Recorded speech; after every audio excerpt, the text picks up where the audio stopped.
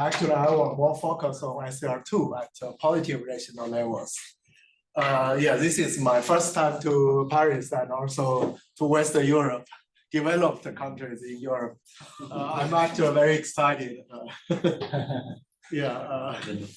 So let me. So my plan.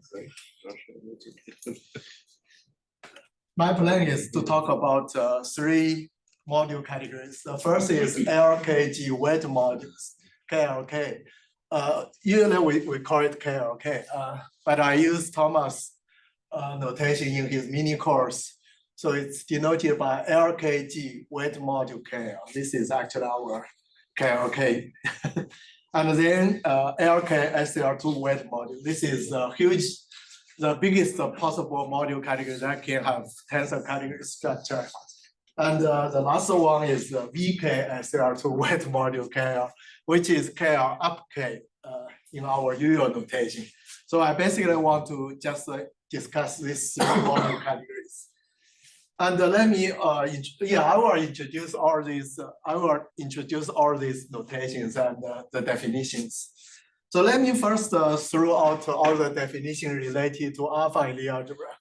G is a finite dimensional simple Lie algebra. H is a Kazhdan subalgebra. L of lambda is irreducible highest weight module of highest weight lambda. Here lambda can be any element in H star. And affine Lie algebra is G tensor with CT T inverse direct sum with the central element spanned by K. And the Lie bracket is, as usual, it's Lie bracket of finite dimensional AB and tensor T to the M plus extension, which is M times delta M plus N comma 0 and non-degenerate bilinear form of the finite dimensional Lie algebra A bracket B and K.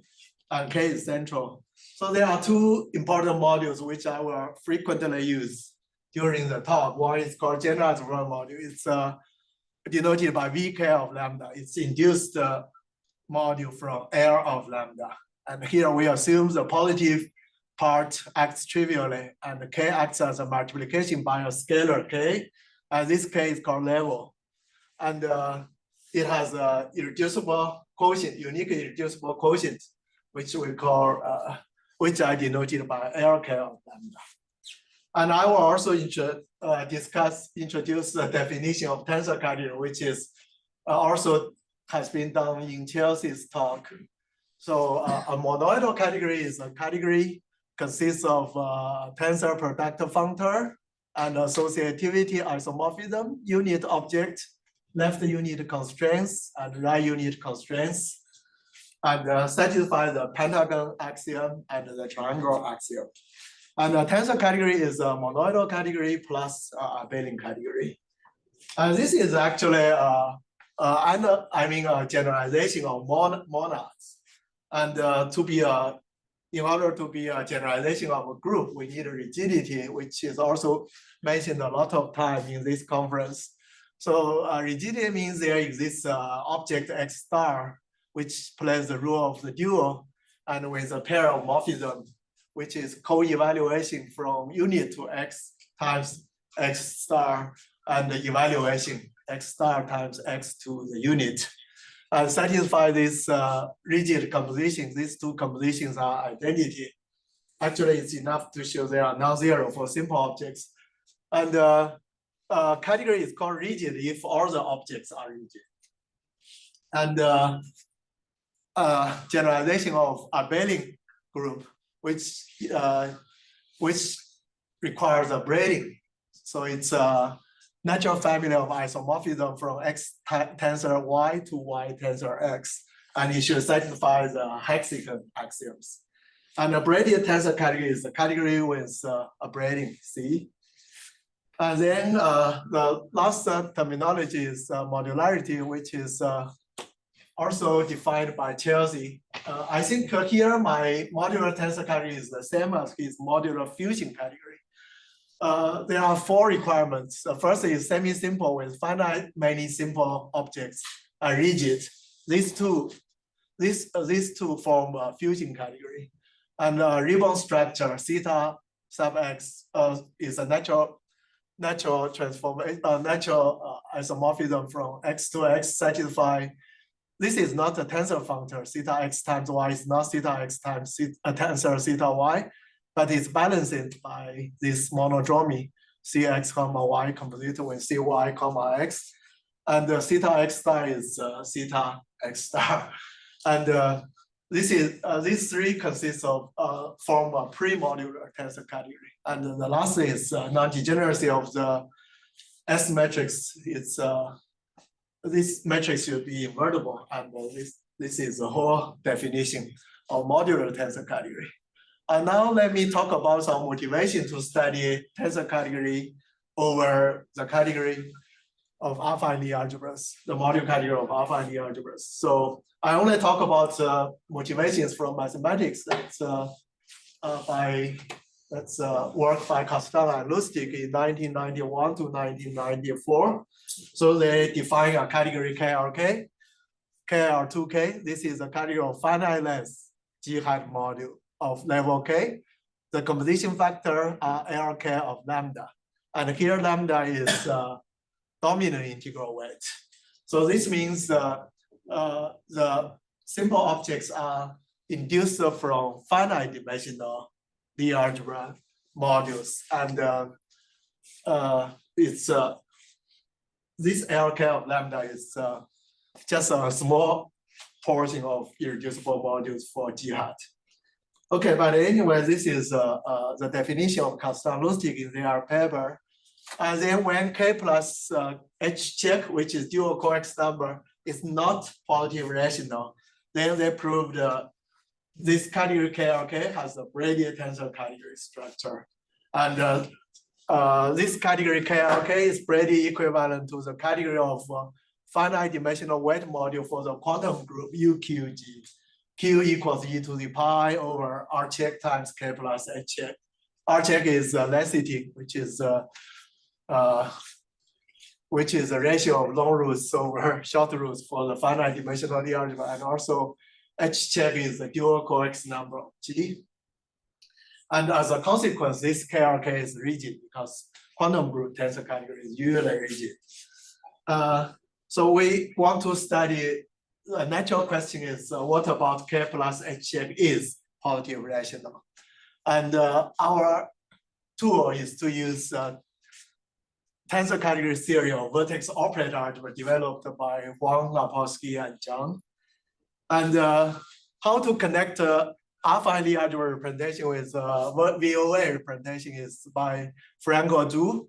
So they proved that if K is not minus H check, the generalized Verma module VK of 0, which means the induced module from the trivial representation of G, and the simple quotient LK of 0, they both have vertex operator algebra structure. And for simplicity, we denote them by VK of G and LK of G. And the representation of both VKG and LKG are very interesting.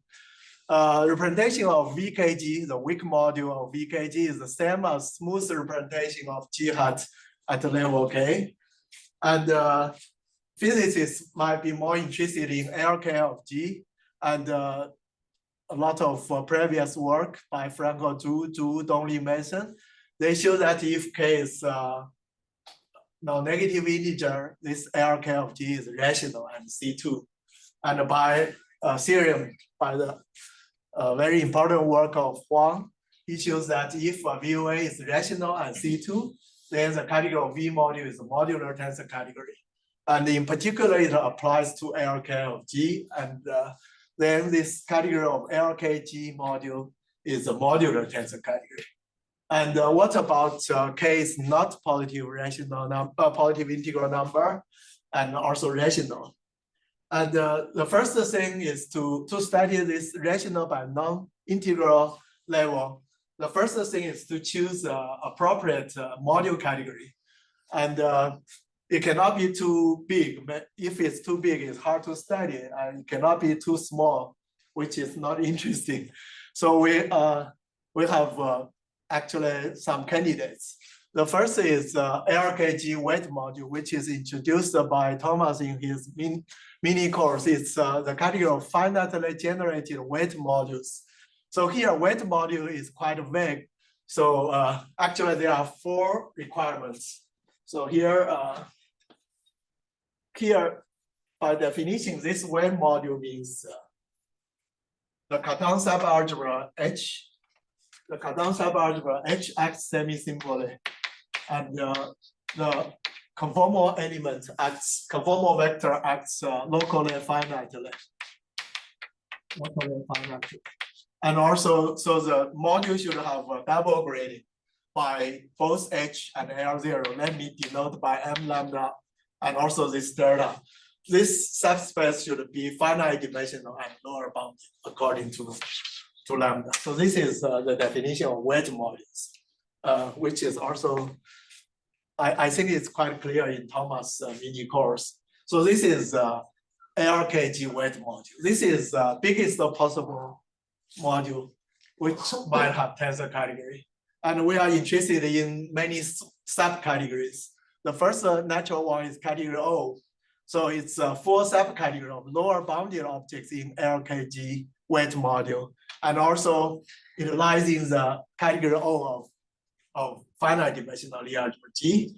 And the other one is Thomas denoted by LKG weight module KL. And here, as I said, we use KLKG. So this is a 4 subcategory of LKG weight module in category O. Category O consists of objects with finite dimensional conformal weight space. So it means this space is conformal weight space, and sub lambda delta is finite dimensional. Okay, so this KRKG is the first category we studied, but let me first introduce a particular rational family of rational level, which is called admissible level. It's introduced by Katz and Wakimoto. So it's a kind of positive rational level, U over V. Here, U is not so small. For example, more concretely, if V is the denominator V is co-prime to R check, then U should be greater than or equal to H check. And if R check V is divisible by R check, then U should be greater than or equal to H. So this is so-called admissible level. And our proved that the category O of LKG is semi-simple, is finite semi-simple. The simple objects are all admissible, highest weight module of admissible weight. And consequently, this smaller subcategory, KLKG, is semi-simple. And we are actually motivated by this result. So I was thinking, so at that time, we don't even know this KLK is a tensor category. So I was thinking, for such a small semi-simple subcategory, Lapowski, John's work should apply. But the first difficulty is we cannot show that 2 objects in KLK is closer, their fusion product is still inside KLK. So that's the first major difficulty. And but we solved it quite smoothly. So this is my first joint work with Thomas. So if K is admissible, we proved that this KLK is a braided tensor category. And we also studied the KLK SL2 quite explicitly. We show this category is rigid. And when the denominator V is odd, then this category is modular. We also placed 3 conjectures in our paper. The first is this KLKG is rigid for all G. And soon after, Thomas proved that this KLKG is indeed rigid if G is of ADE type. And more recently, Thomas with Naoki General and Andrew Linshaw, they show that this is also rigid for type C. But even more recently, using a result of Eddingov and Pennis, so their result says every semi-simple braided R category of moderate growth is rigid. Then in particular, this KLKG is rigid because every VUA category is Creutzig Verdier by the work of our category is Creutzig Verdier. Yes, and our category also requires V is V is isomorphic to V prime, and this is also true for in this case. And the modular groups means the dimension of endomorphism of x to the n, self-endomorphism of x to the n is less than or equal to n factorial, and this is also true for finite tensor category. So in particular, this KLKG is rigid for all G. And we also placed the other two conjectures. One is modularity, the other is correspondence to the quantum group. So we conjecture that this KRK is braided equivalent to semi-simplification of the category of tilting modules for the quantum group UQG. So Q is relevant to K in this way. And this conjecture is not solved, but I think it's not very difficult, at least for ADE, for AB, for ADE, and yeah, for maybe for ADE, and I think for BC there are some other difficulties, but at least for ADE this is not difficult. What is R check? R check is lassity, like for ADE it's 1, and for BCF is 2, and for G2 is 3. Yeah, and I think quantum group series, but experts might know this kind of thing very clearly. And I want to say the next conjecture. So if this conjecture is correct, then we can just look at the result of quantum group.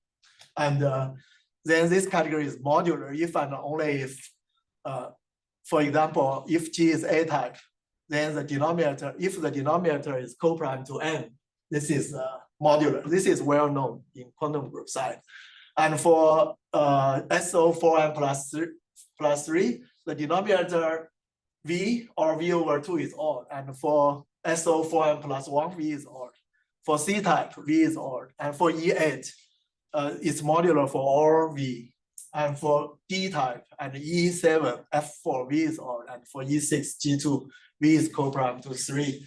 And some of them are well known for quantum group, but maybe 5 and 6 is not even clear for quantum group. I'm not quite sure how much they have already solved for this kind of modularity problem. Okay, so this is the story for KLK, Kazhdan and Lusztig category.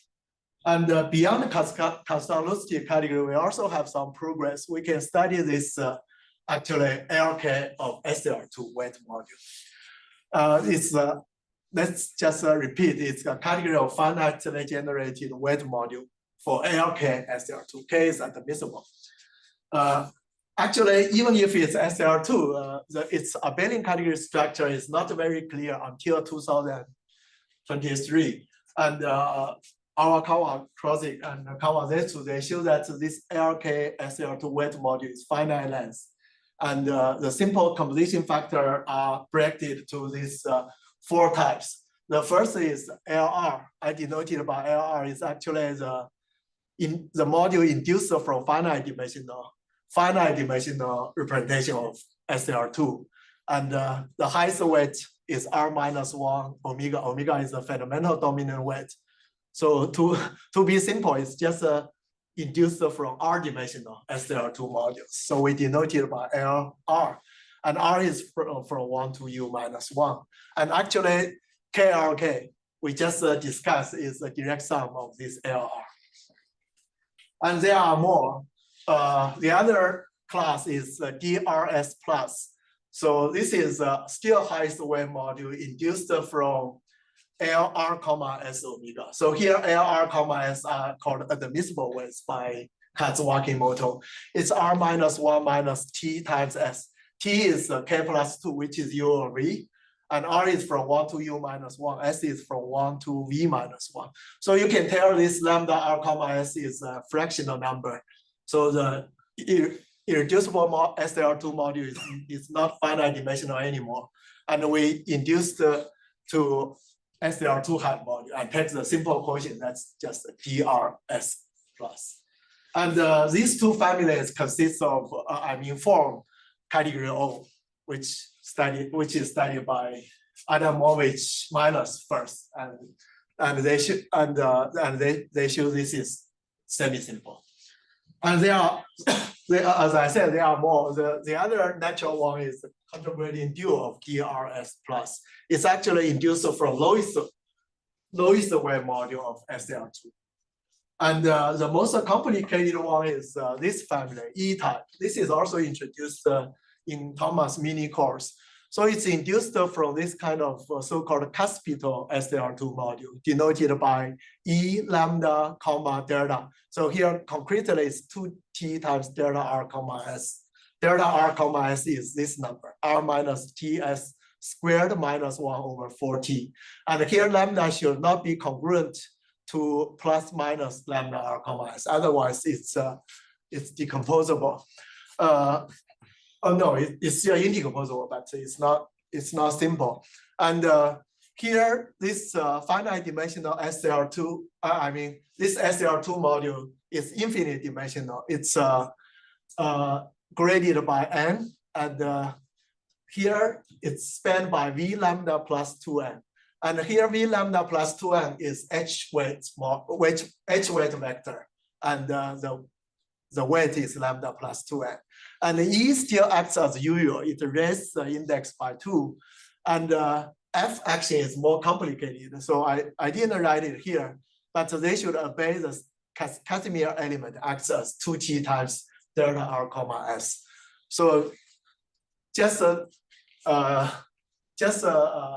roughly speaking, it's an infinite dimensional module, and with usual H and E action, but F action is more involved. So this is called cuspidal module for SL2, and it induced to simple modules of SL2 hat. And there are also spectral fluid conjugates involved into, so you can also map this kind of 4 classes of L type, D type, E type module to simple objects.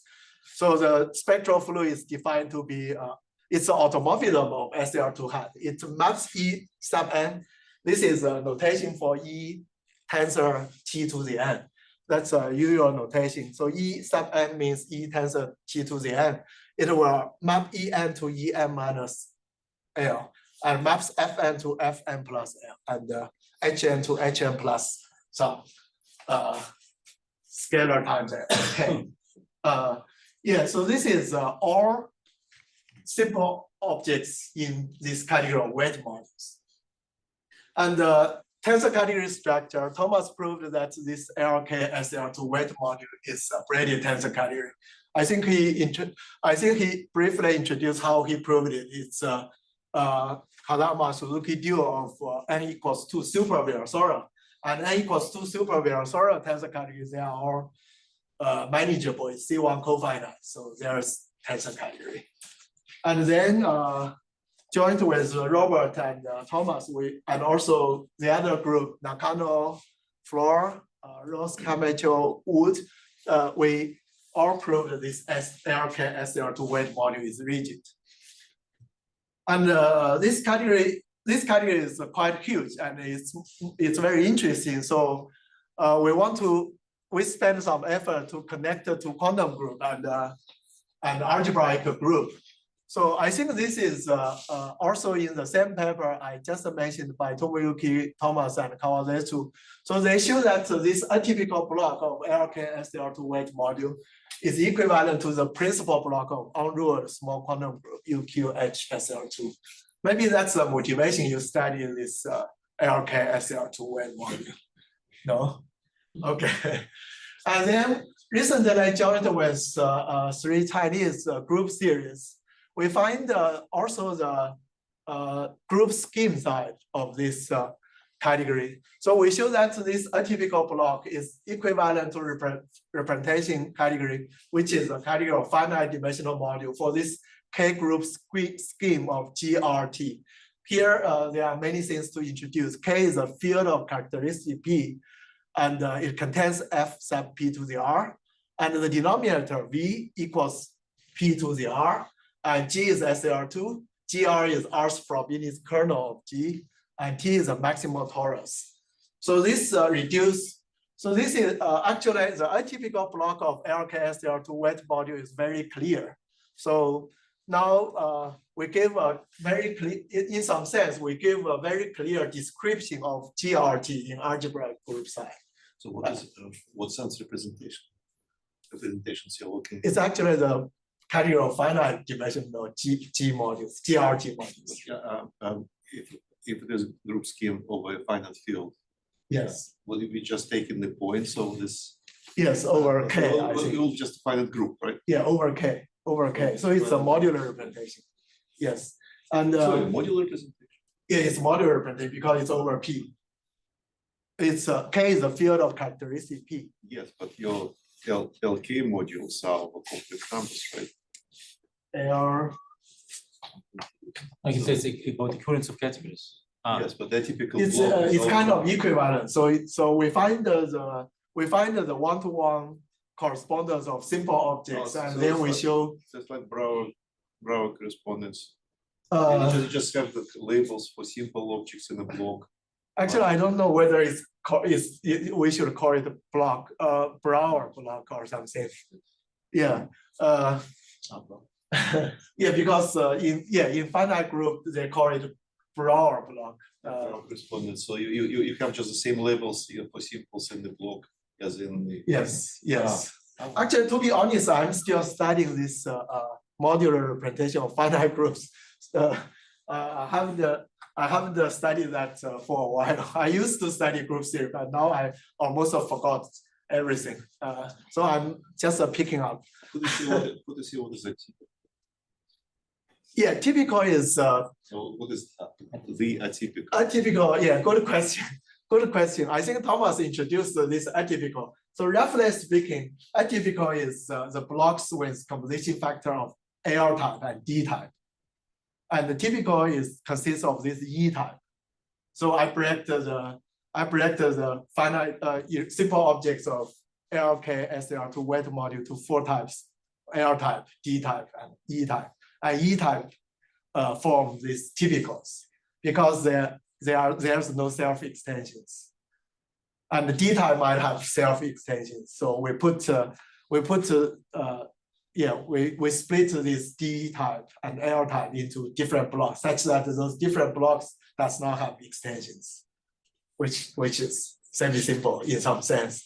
But each block is quite involved because they might have some extensions between D type modules and L type modules.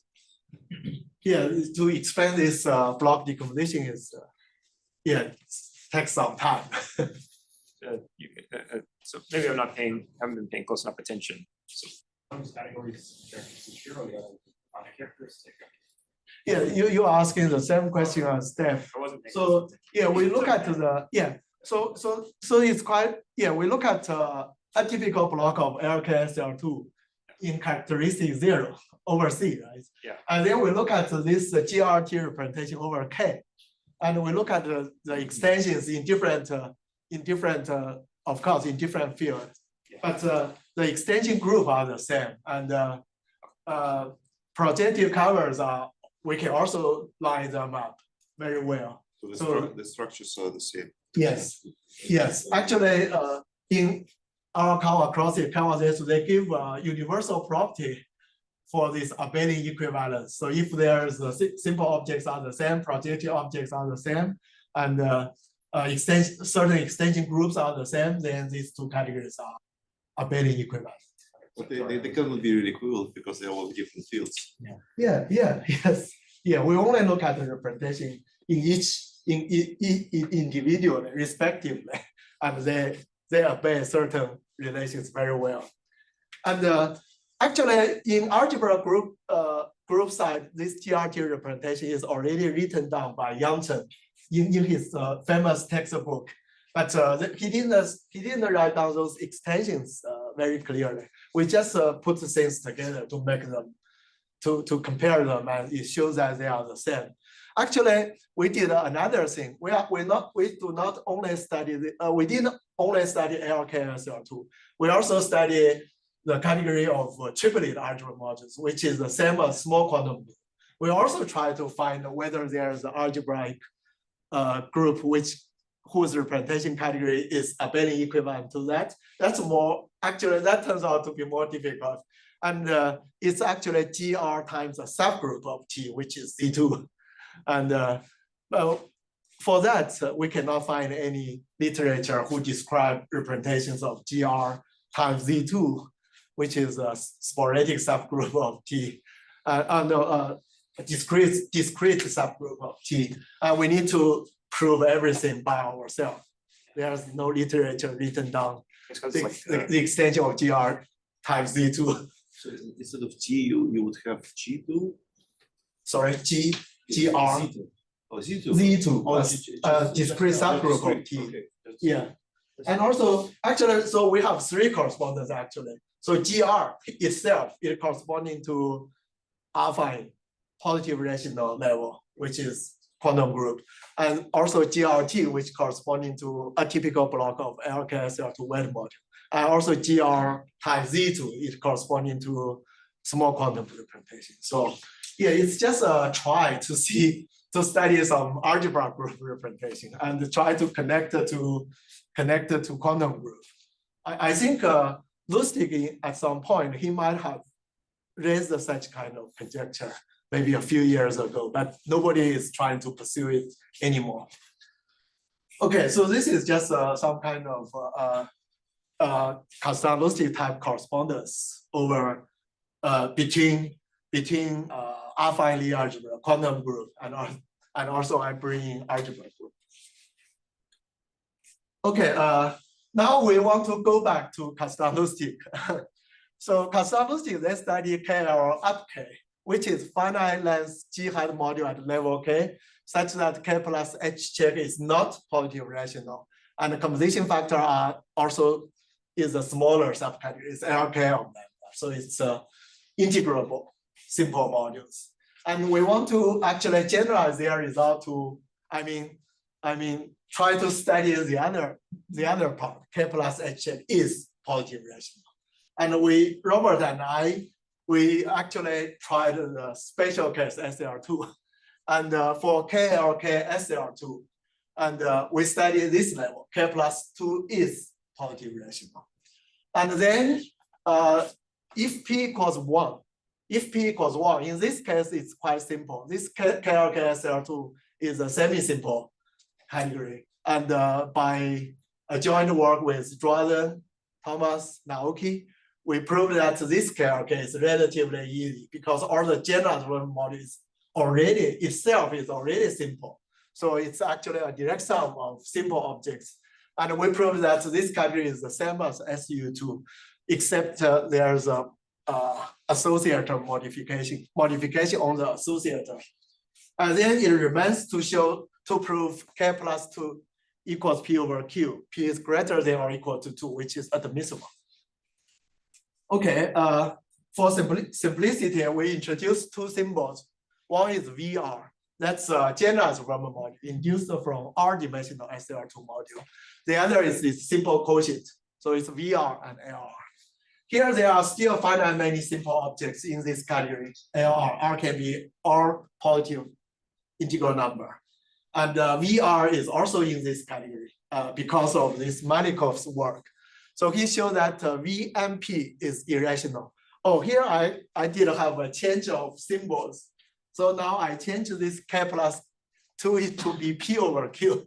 Previously, I denoted it by U over V, but since P over Q is more, it's better. But the product was sort of, what is braiding structure on this rep SU2?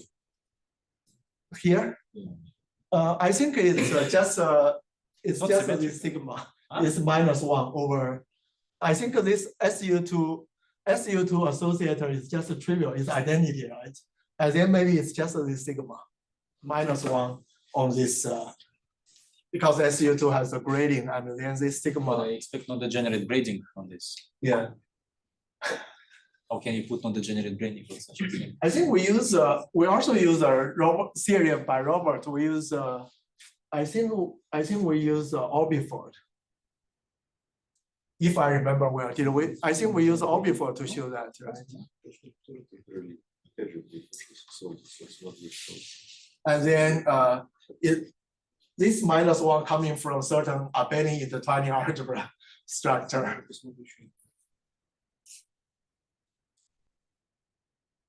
Yeah, this category is basically SU2. The But only it's close to symmetric category. yeah, and What do you expect not the generate braided? yeah, it's quite weird. Yeah, I thought about this. Yeah, once thought about this. Yeah, there's only a sigma here. Other than that, it's strict, it's symmetric. Yes. Okay, let me go back to this P over Q, admissible. So the simple objects is LR, and then Malikov showed that VMP is irreducible, and VMP plus R has length 2. It's an extension of L by L, and so it means this V-type module, generalized verbal module, lies inside this category. It has finite length. And Thomas and I also proved previously that if all the generalized verbal module in this category are finite length, then this category is a braided tensor category. So we apply to this situation, to this case, we can easily show that this KLK SL2 is braided tensor category. However, it's not rigid. So we can see easily, look at this object, L1, which is LK SL2, the simple VOA. It's also inside this category, but it's not unit object anymore. And the unit object is now V1. And then if it's indeed rigid, then there's the evaluation, which should be L1 times L1, which we know is L1. And it gives a map from L1 to V1, but this is not the case because L1 is the quotient, it's not a sum module of V1. So it cannot be rigid. Do you have a morphism into the contract gradient dual of V1?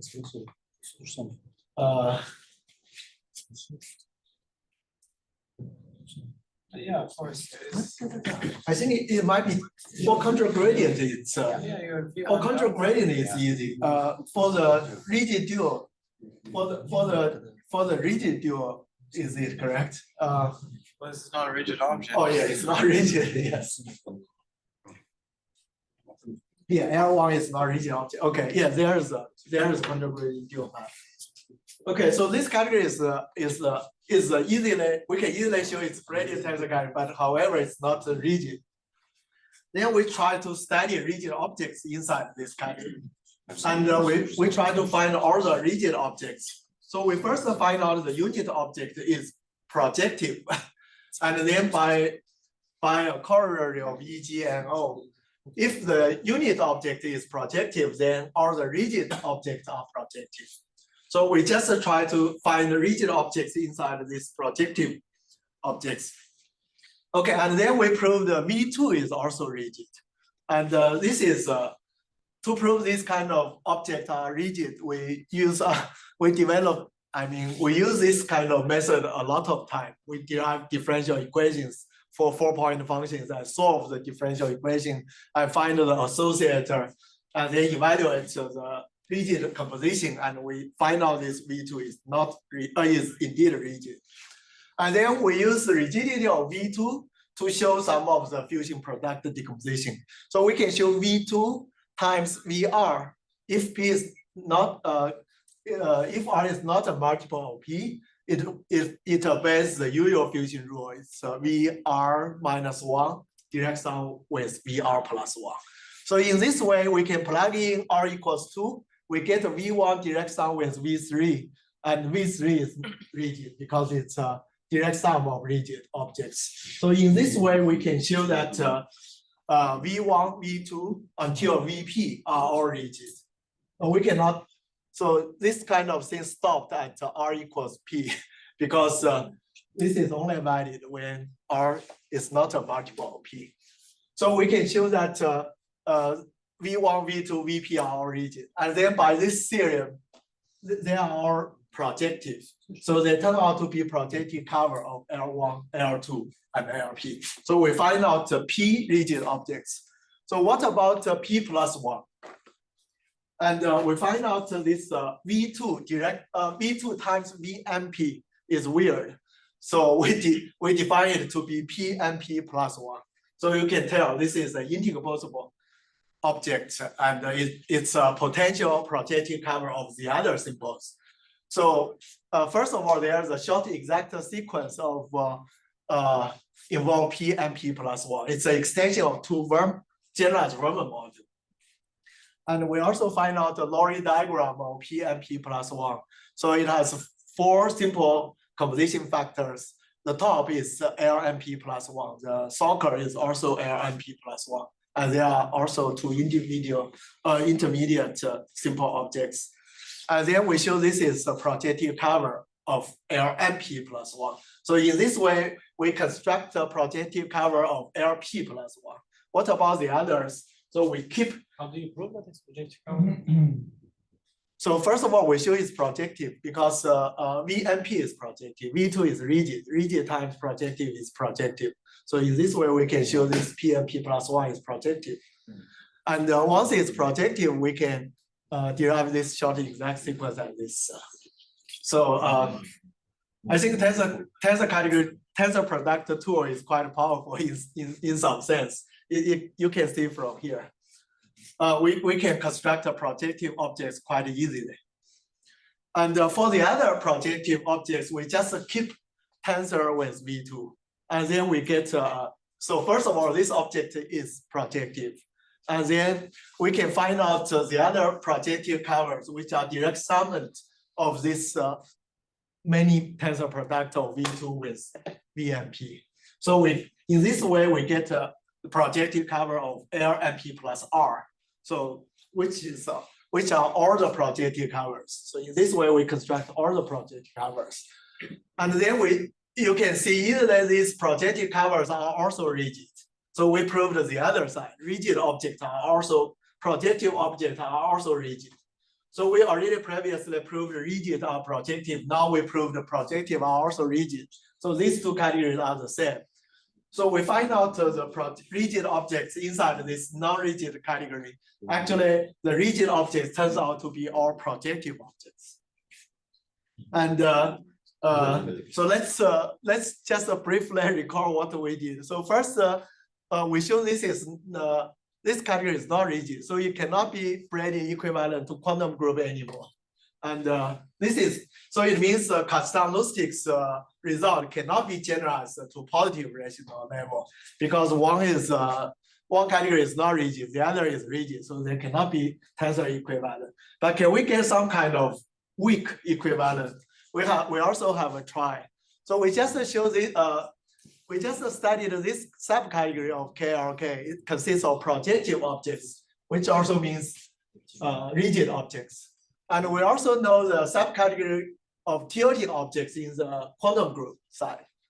And both are monoidal category. And we learned the Ostrig's theorem from Chris and Terry's work.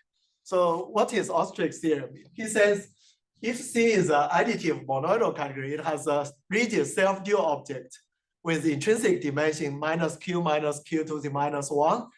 Then there exists a unique additive tensor functor from the category of tilting module to this category. So it's kind of universal property of the category of tilting modules. And then actually this functor gives the tensor functor from the category of tilting module to the category of rigid the subcategory consists of projective objects of this KLK. And then actually this functor is a monoidal equivalent. So we can show that, so it means we show that the category of tilting module is the same as the category of projective module in affine Lie algebra side. And actually this category of tilting module generates the whole category CQSL2, which is a quantum group category. So we also get a tensor functor from quantum group. The other direction. Oh, the other direction. Okay, sorry. So from KLK SL2 to CQSL2. However, this category is essentially surjective. That's quite easy, but it's not fully festival. And actually, KL sub K. This is uses the tensor category. The smallest tensor category is a main abstraction. It lies in the kernel of this functor. Then Chris told us once we can show the projective objects and tilting objects are the same, we can get a derived equivalent between these two categories.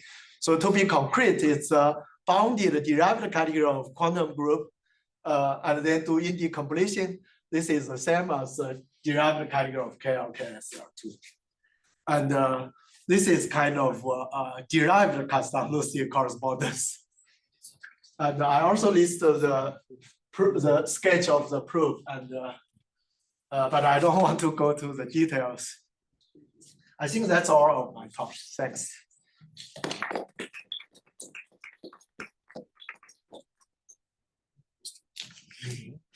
Other questions?